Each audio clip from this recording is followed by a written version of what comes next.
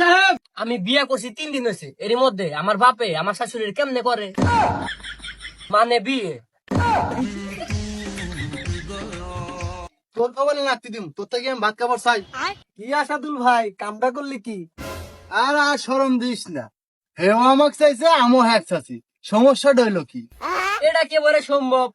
আমার বাপে যদি আমার শাশুড়ির বিয়ে করে তাইলে আমার বউ আমার বাপের মেয়ে হয়ে গেল না? আর আমি তো আগে থেকে আমার বাপের বেটা, তাইলে আমরা দুজন জামাই বউ ভাই বোন হয়ে গেলাম না?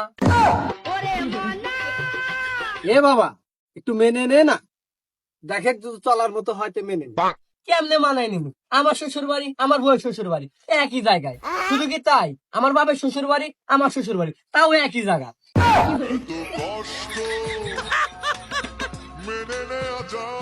আচ্ছা, আমার যদি ছেলে পেলে হয় তাহলে আমার বাপের দাদা কবো না নানা কবো?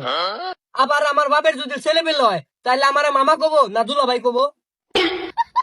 এ তো মহাবিপদে পড়ে গেলাম, এর আগে তো এরকম সালিশ আমি কোনদিন করি নাই।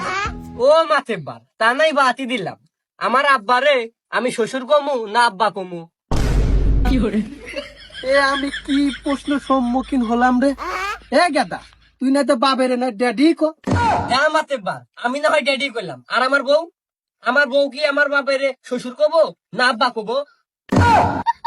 আর তো কুলাতে পারলাম না,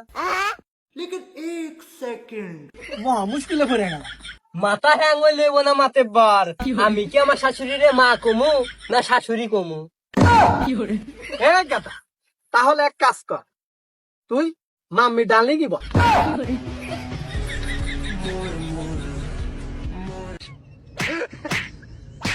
এ বাবা, একটু মেনে নে না, আমারও তো সংসার আছে, বাড়ি যেতে হবে। এ মাতেব্বার, তুমি না হয় বাড়িতে গেলে, আমি কই যাবো? আমি তো বাড়িতে গেলে মনে হয় আমার বাড়িতে আসলাম না শ্বশুর বাড়িতে আসলাম। বিশ্বাস কর বাস্তা, আমি নিজেও জানি না। ও আসাদুল ভাই, তোমার সেটা তত্ত্ব মেরে দিই। এ আসাদুল ভাই, তুমি এটা কাজের কাজ করলা, তোদের বাপ বেটা সালিশ করতে তোর দাদারে লাগবে, আমারে মাফ করে দে। আরে আমি জানো কেডা?